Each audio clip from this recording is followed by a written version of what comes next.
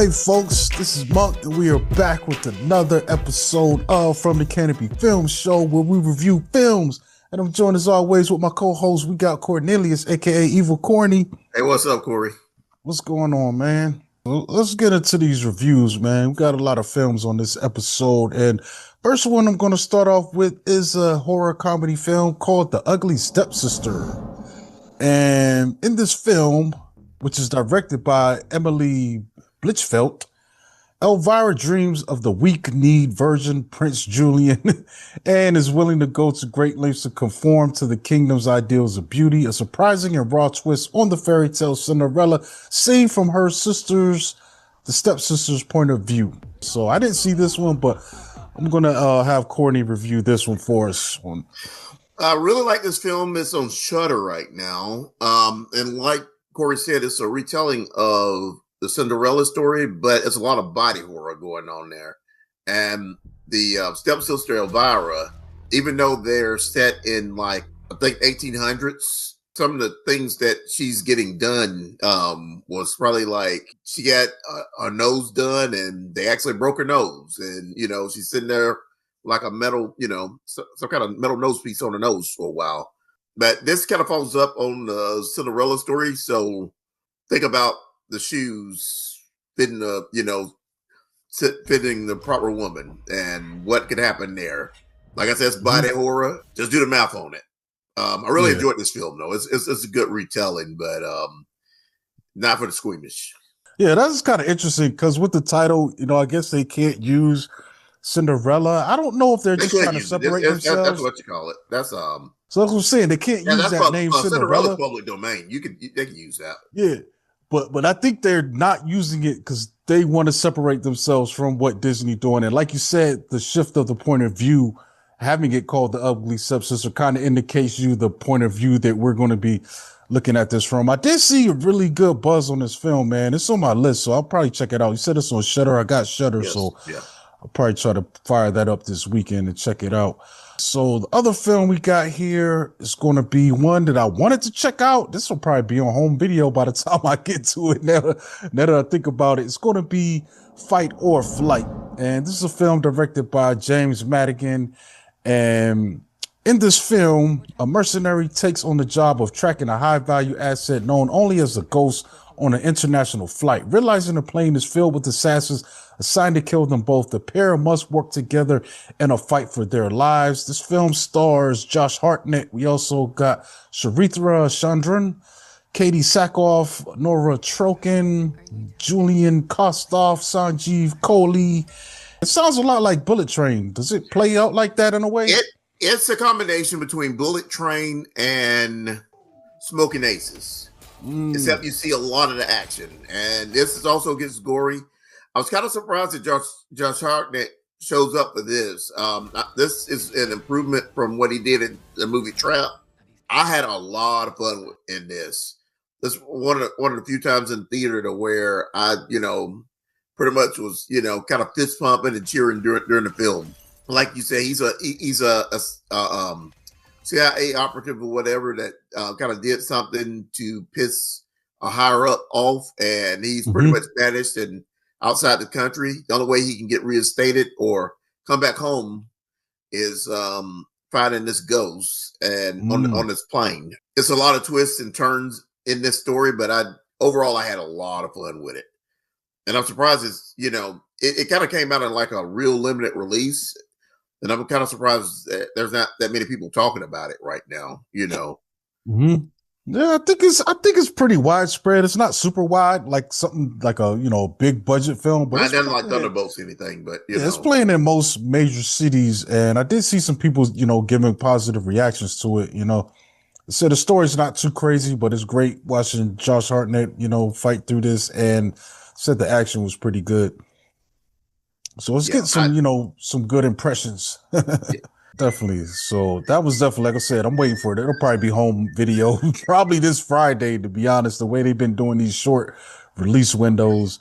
So the next one is one that I actually saw today. So film has two directors, Zach Lipovsky and Adam Stein, and it's going to be Final Destination Bloodlines. And in this film, plagued by a violent and reoccurring nightmare, a college student heads home to track down the one person who might be able to break the cycle of death and save her family from the grisly demise that inevitably awaits them all. So if you know anything about these films, it's like a character kind of escapes death, and then death keeps coming after them until they, the score Yeah. is settled.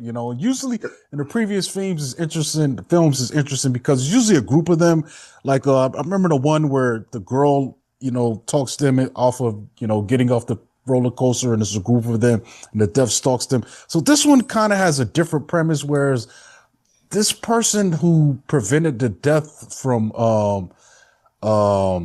killing all these people, it was a lot of them, like a party full of people, man, pretty much. So in this film, the premise is it's taking death a long time to get around to him. So it's taken, decades in some cases, Okay. which is where we meet this character. So her mother, because she's a descendant of one of the people that was saved, in that event, then it cursed that person and all their descendants.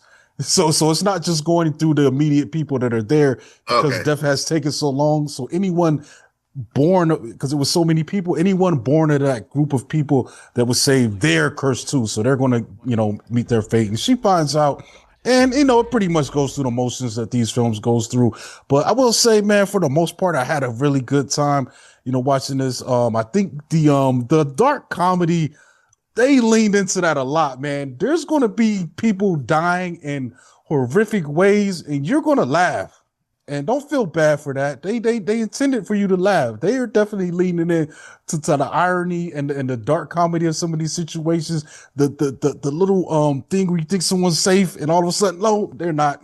Uh, Children are not safe, which is crazy. I always find it wild when children are not safe in movies like that. That's crazy to me, So they're not messing around, and I think there's just some really cool humor in this, man. The main cast, the main person in it, she's cool. Yeah, Caitlin Santa Juana, she plays Stefani. She's our main character, the one that's having the nightmares. But there's another character that steals this show. Eric Campbell, played by Richard Harmon in this film. He's like one of her brothers, one of her siblings. And it's crazy, man. They're playing around with so much stuff in this movie, but he's one of these characters that steals every scene that he's in, man. Really okay. fun, really crazy. Just like I had a good time, man, watching this, man. It's about an hour and 50 minutes. Goes by pretty fast, man. They respect your time. And also shout out to the late Tony Todd. He has a cameo in this film, and they had him in an interesting way. In this film, the way he's tied into it, and it's kind of grim in a way. His final shot in this film, and I did read recently that the producers kind of set that shot up as for him to kind of bid farewell to audiences and fans. And I don't know, I guess maybe he had a terminal condition and he didn't know that he had, I mean, he knew he didn't have much time Much left. longer.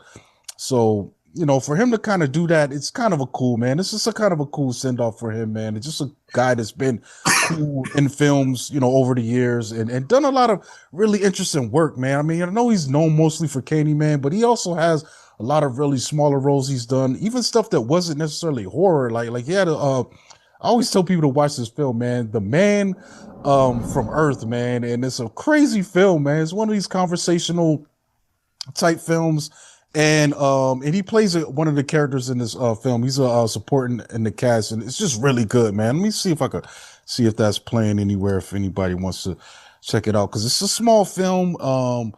Right now they showing that it is actually playing on yeah, you can watch this film right now if you have Amazon Prime Video. It's playing on there. It's called The Man from Earth. It's just a really cool conversational film. It feels like one of those films that might have been adapted from a stage play. It's Okay. just one room, a bunch of people. Stars Tony Todd, John Billingsley, he's great in his. David Lee Smith is our main character. William Catt is also in this. Annika Peterson, Ellen Crawford, but And Richard Ryle, I forgot he's in there too, man. But it's a really good time, man. It's just one of them really nice, mellow, chill, relaxing, but also has you contemplating, as the mystery unfolds in that. I'm a Star Trek fan, and Deep Space Nine, Star Trek Deep Space Nine is one of my favorite series of all time. Hmm. And in that series, Tony Todd played, during different times, he played a older version of Jake Sisko, Mm. Avery Brooks' son, and who was Captain Sisko Hmm. in the series, and he also played Worf's brother. And I can What? right now I'm I did blanking out not on know Worf's brother, that. I but did not know he that. also played him during Deep Space Nine. Hmm. Oh, Yeah. that's cool, man. That's cool. But yeah, yeah, definitely enjoyed Final Destination Bloodlines, man. I haven't seen any of them since the logs fell off the truck. And for them to come back, I think this is the sixth film in the whole franchise. Okay.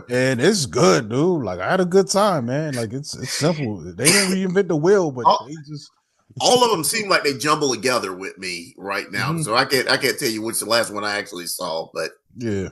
I'll have to process. They'll probably have a nice little box set whenever this comes out, and I'll probably grab them all in.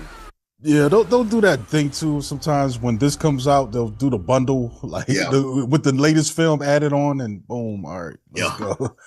Yeah, so let me see. The next one I got is gonna be Fear Street Prom Queen, and this is the latest on Netflix. It's kind of nice to see that this series is still going from them, especially I think the first one was received really well. They just dropped like three films on the course of three different weekends, set in this Fear Street universe.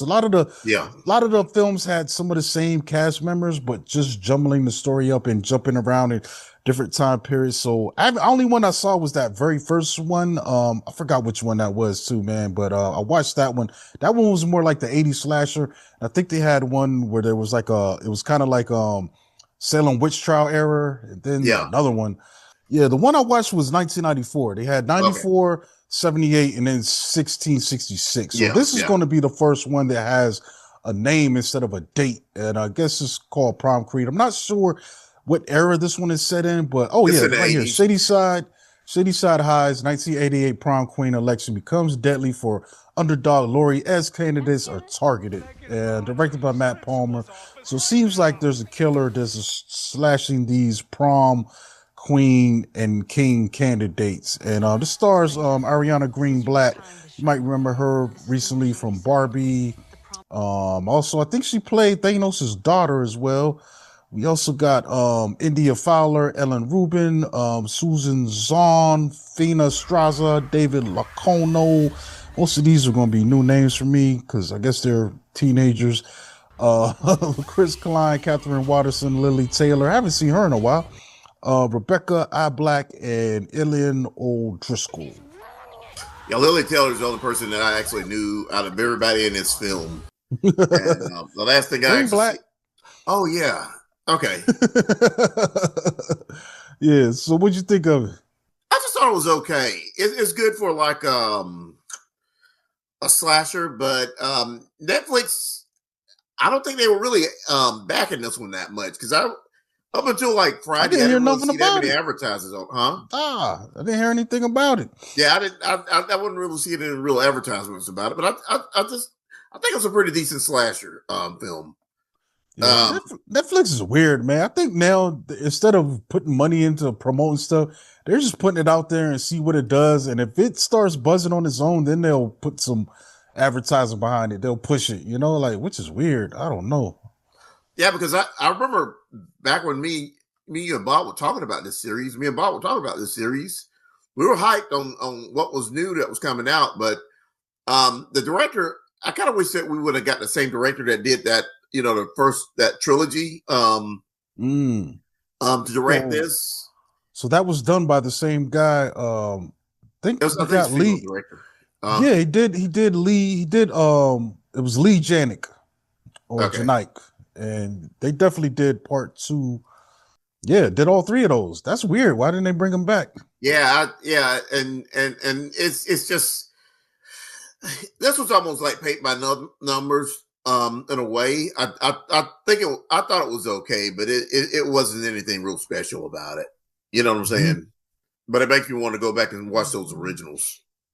Yeah, You know, yeah, that original that is trilogy. that is good though. At least they're still, on the streaming platform.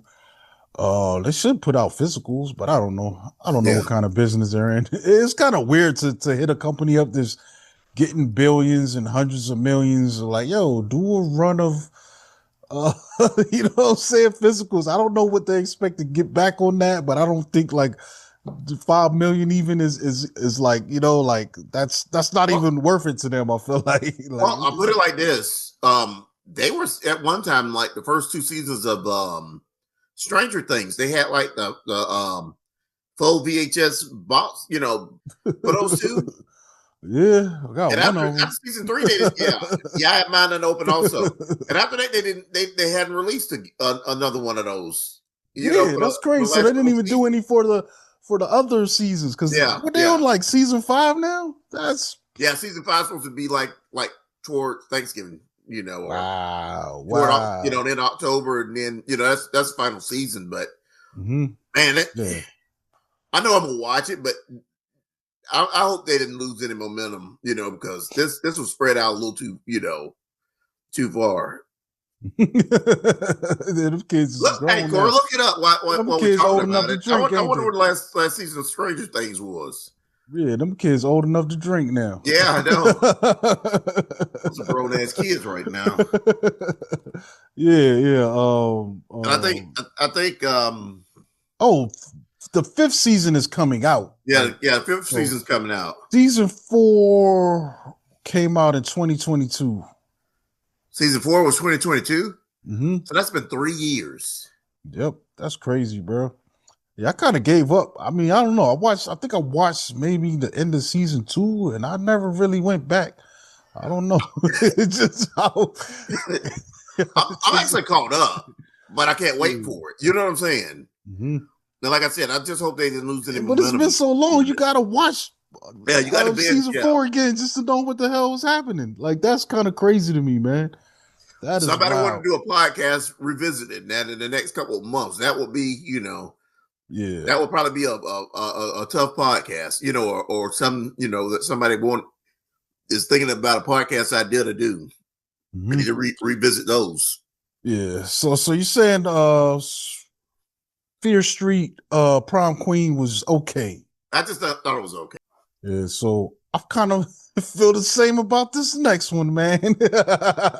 So the next film is going to be a film by Christopher McQuarrie, and this film is called Mission Impossible: The Final Reckoning. And I don't know if this is an indicative that they're trying to make this the finale of the season of the series, but this definitely is the finale of this, what was started in the previous film. We've got the continuation with the same threat and on our team, finishing this mission. But in this film, Ethan Hunt and the IMF team race against time to find the entity, a rogue artificial intelligence that can destroy mankind.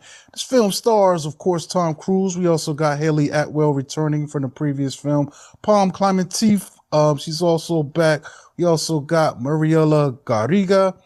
She pops up here. Hannah Waddington, she's new for this cast. Asai Morales returns as the entity's human helper. We also got Tremel Tillman, who's making waves since being in Severed. Siren Pegg returns. Ving Rhames returns. Craig Tarzan actually returns because he was an agent in this. Katie M. O'Brien, she's new here. She might have seen her in the film Love Lies Bleeding, which I thought was a great film. We also got Angela Bassett returning as the president. Henry Zerny, Holt McConney, Shea Wiggum. Shea Wiggum is always dope in this stuff, man. You know what I'm saying? Who's my man too? Rolf Saxon is returning from Mission Impossible 1. That's crazy, bro. We also got Charles Parnell who returns in this film and a bunch of other people, man. So I can go And a further with cast this, of man. thousands. Yeah, there's a lot of people in this thing, man. So what you think about this, man? I did like it. I'm gonna start off with this. I did like it.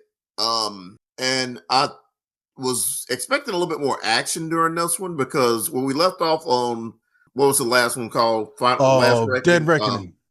Well, there was a lot of action that happened in that film. When we get to this one, there's a lot of setup, but when everything is executed, I was having fun. But there's a lot of parts of this film that are intense.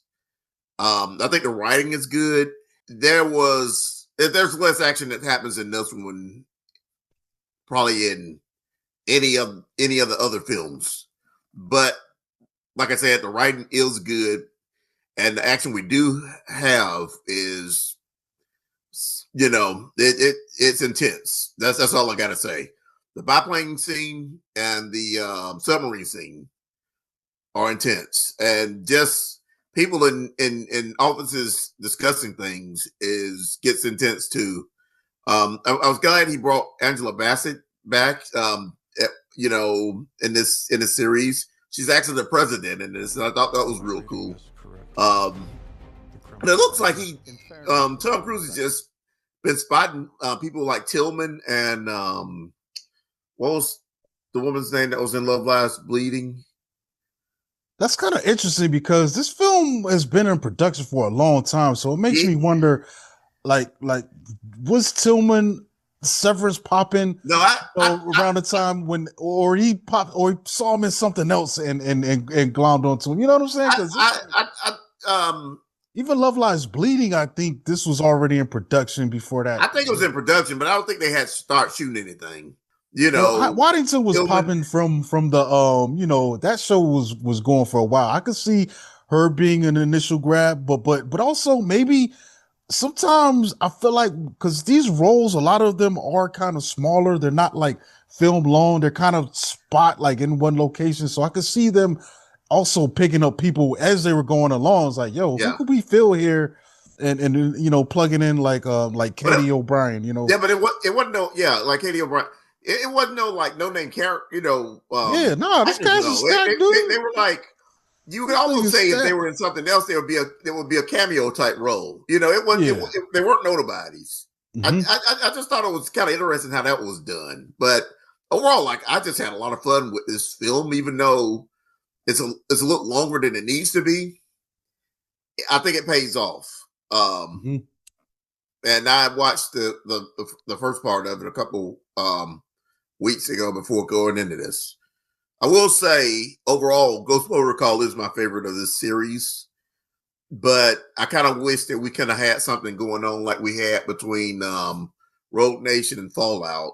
That was a continuation of of a story, a bit of a story arc, or with a character that worked a little bit better than this film. But I will say I did have fun with this.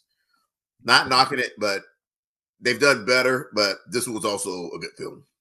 I feel like for me, it's a little different. I think there are parts of this that I really liked.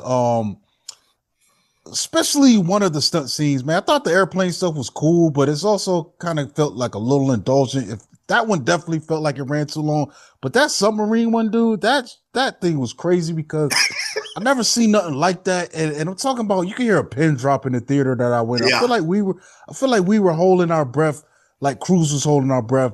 But also now that I think about it, like, how did he survive that ascension out of, there's things, man, I could nitpick on a Neil deGrasse Tyson level, but I did enjoy that. It was just crazy, big scale, wild action. And like you said, some of it, not all of it, because some of it was boring the hell out of me.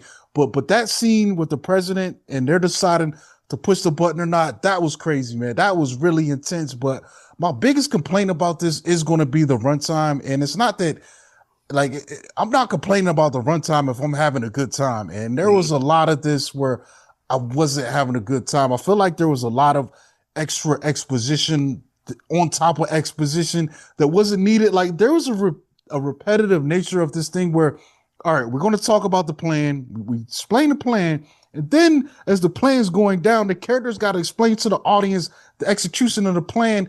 We just heard them talk about like 10 minutes ago. So I'm like, man, if you shaved those elements out, you probably could have shaved 30 minutes out of this. But also another thing that I got to nitpick about it, this is Mission Impossible. This is a team sport.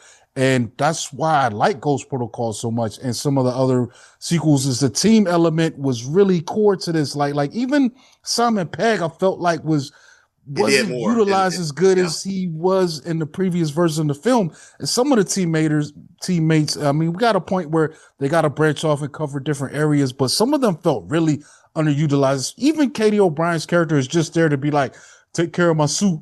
And I'm like, Yeah. damn, you got this, like, this all you could figure out to give her. It seems like But like I everyone who said, wasn't, it everyone was who so wasn't Ethan. star-studded with that stuff, though, because you knew who those people Yeah, were. But I, but I that's don't like, really think it's a waste. I really enjoyed everything about this film, but it's just yeah, I that wasn't working for me. I needed more. It's other like films a lot casting. better. It's like casting someone, getting just to play the security guard. You're going to cast James Earl Jones or Sam Jackson, someone, or get Denzel to just be the doorman. I'm like, yo, Yeah, this is like like even there were some surprises too, man. Like my guy that was in the very first film. I thought there was a cool thing they did with his yeah, story arc, character arc, because there was some meat there, but I feel like so much of the team that wasn't Ethan was just getting pushed to the side, and I don't yeah. think that time with all that exposition, dude, it's taking like it's about an hour and 20 minutes before it really starts moving this film, and I'm just like, this could have been And just this might be the really this utilized a lot better, this might have been the longest cold open I think I've seen in a film in Yeah, a long time. then But when the cold open, yeah. yeah, that's what got me too. So that cold open scene happened, and then the music comes up, and I wasn't excited. I was like, Yeah. okay, like that's supposed to be the oh, are we in here? It might have been one of the weaker cold openings that I've seen in his friend. Like he's not doing something that this message was self-destruct, and then the music comes on. I'm like something really good happened, and I'm just sitting there like, damn, they missed that the timing. They One, missed that one, mark on that yeah, one. one of the things. Yeah, one of the things that kind of messed me up too is what happened to Rebecca Ferguson last Ilsa Faust last Yeah, film. I think she might, other than Tom Cruise, she might be my other favorite character, she was kicking or ass yeah, yeah, in that, yeah. especially in I will give it to her. I think Haley and her were doing a good job in even though I didn't like In the last film, Dead Reckoning a whole lot, The I Dead think Record, it's yeah. better put together than this one. Just narrative wise, this one has probably more spectacular big set piece stunts, but I felt like that one There's more action that was a happens in Dead more, Reckoning. yeah, that was a Yeah, there's a lot more action that happens in Dead more Reckoning. entertaining film for me, at least. You know what Yeah. I'm saying? But like I Yeah. said, Ghost Protocol is my favorite of all these films. Is that the one with that had where they had that sandstorm? Yeah. Yeah, and he's climbing in Dubai. Yeah. Yeah, Yeah. man, Yeah. yeah. Yeah. And and that one has all the cool stuff. Simon Pegg's characters messing with his gadgets. They got Yeah. all that. And the Like, glove, and yeah, he has a like, glove that, and Brad Bird directed that one. mm-hmm. That did The Incredibles. Yeah, That was like yeah. one of his first like live action films.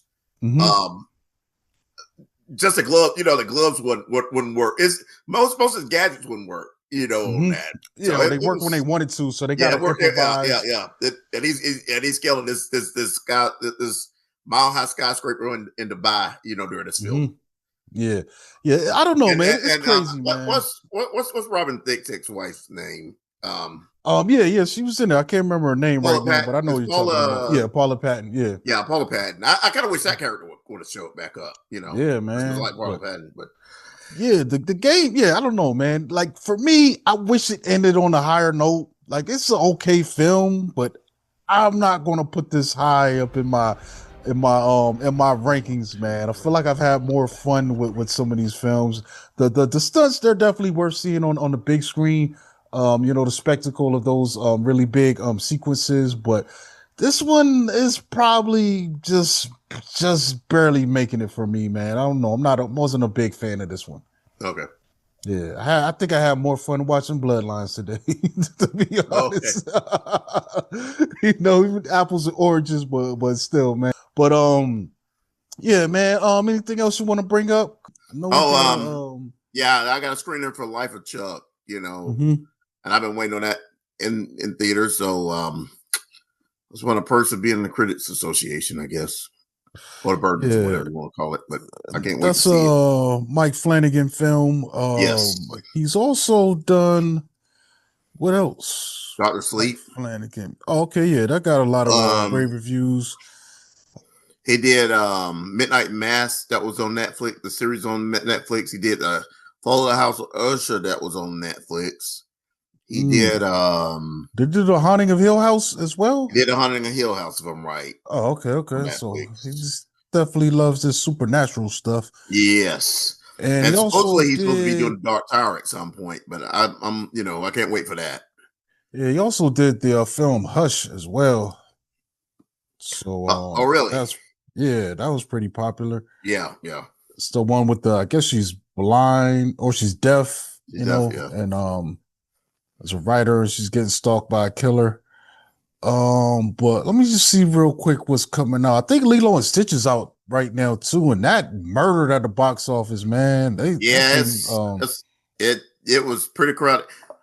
There's one thing that I love seeing when I went to the theater on Monday, that it mhm, was that many people, because I think my showing of Mission Impossible might have been sold out or close to mhm. being sold out. Yeah, I almost Um, went to IMAX, but the IMAX wasn't nothing but like right up front to see it. Those oh, were the really? only seats left, so I went and saw the regular version. Yeah, but it was that crowd in the theaters, and I was kind of glad to see that, but at the same time, Mhm, I didn't want to be around that many people because I've been having theater myself all this time. mhm. But hopefully, everything's coming back to normal. Yeah, so we do got a few things opening. How to Train Your Dragon, that's coming, and I think that's about almost 2 weeks out. But Ballerina, that's gonna be opening next week. Mistakes. Yeah. Karate Kid Legends is opening this weekend. That's also big on people's list to check out. Bring Her Back, which is by the creators of I can't remember the name of that film. Talk to me. Don't Let Go, I think. Was No, it? talk to me. Oh, Talk to Me. Yeah. Yeah. So yeah, those same directors. So they're back with this one.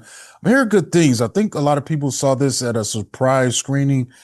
We also got, I think Eric might have saw that at the Alamo from Concentrated Podcast. For some reason, I think that might have been last week's um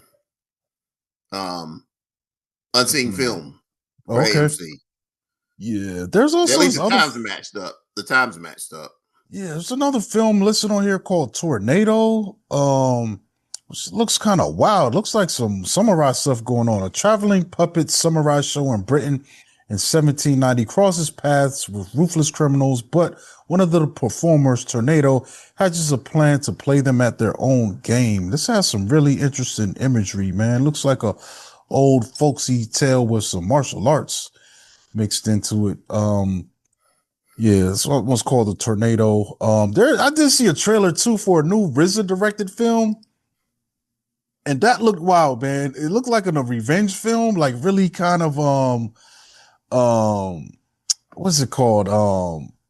Campy, but kind of throwback, to films of the 70s, kind of that trashy Okay. exploitation stuff. Dang, I can't remember the name of it, but it does star yeah, it's called One Spoon of Chocolate. This is crazy, man. It stars Shamik Moore, who does the Miles Morales voice in the Spider-Verse films. Also Uh-huh. has Blair Underwood and I think Michael Harney. Yeah, so it's not your average revenge thriller. It's a bloody, unapologetic gut punch packed with purpose. Shamik Moore leads as unique, a military vet who returns home after being falsely accused in a prison for assault. He heads to Ohio, hoping to find some peace and reconnect with his last surviving relative, but this town is hiding some dark, twisted secrets. It looks like he's going to war in this town with like white supremacists. Oh, okay. You know, So it's kind of like like what we it looks wild, dude. I saw the trailer earlier today. We also got The Ritual. What is that? Coming in June of 2025. Jane Austen Wrecked My Life. 28 years later, end of June still. So I keep looking at this, hoping the date is going to move up, but I know it's not. I think that's one of my highest anticipated ones right now. 28 days Uh, later. yeah, 28 years. I think 28 is years it? later. My bad. Yeah. So there's also a film out here. It looks, I don't know, this might be on the cheap, but it's Pierce Brosnan, Sam Jackson, That and Western, yeah, I can't wait to see that one. yeah, the Unholy Trinity. Yeah, yeah. Yeah, so that's on the way. And I guess yeah, the Phoenician. That should be Well, this weekend too. Phoenician is out this weekend. I didn't know I, that. I don't know about Wes Anderson this go Yeah, around. I'm a that's fan of where I'm his, at. but that Asteroid City, Mm-hmm. You didn't like that one? I almost watched that, man. It's like it pops up, and it's then I'm like, then I think in my head, I was like, I don't think I'm gonna like this. So I just yeah, I haven't watched it yet. he's becoming a parody of himself, but I don't know. Yeah, it's just almost like you ran out of your one trick, man. Like you don't have anything else to do in that world. Maybe try something else. And which was weird because what else did he do? Hold up. Let me see. Who did this film? I gotta look. Bro, he did Bottle Rocket. Why don't he just go Yeah, back outside again instead of yeah, doing sets like and all this controlled, just yeah. go. Bottle Rocket was his first film, and after that, Yeah. after he did I like Tenenbaums a Rushmore, lot. huh? I like Tenenbaums, but then it seems like every film since Tenenbaums has kind of been a variation of Tenenbaums. I did like the Darjeeling Unlimited. I thought that Yeah, had a cool that's a good story. film. Yeah, but like I don't know. The rest they kind of just like you said, they're doing the same stuff he's been doing. But Really, Asteroid City was my least favorite of his films. what about French Um, Dispatch? Did you like that one? it's okay, Yeah, I but almost watched that one that's a too, but yeah. But Moonrise Kingdom is like one of my favorite films that he did, I did and like that one, Royal dude. I did like Tenenbaums. that. Yeah, Mhm. Tenenbaums is one of my favorite films he did. And He did his a animated stuff, I didn't see the Isle of Dogs, but I did like the Mr. Fox. That was yeah, cool. Fantastic Mr. Fox is a good film. Yeah, Mhm.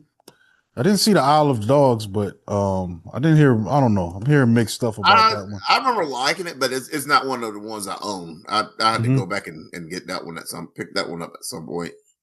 Yeah, yeah, but I think that's it, man. I think we can wrap But this up then. but the Grand Budapest Hotel might be his last real good film. Mm-hmm. Yeah. Yeah, I remember that a lot of people were talking, good stuff about that one too.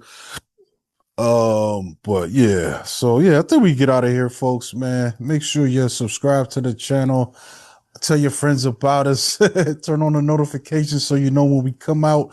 We're on the YouTube, but we're also on your favorite podcast app. Just search From the Canopy Film Show.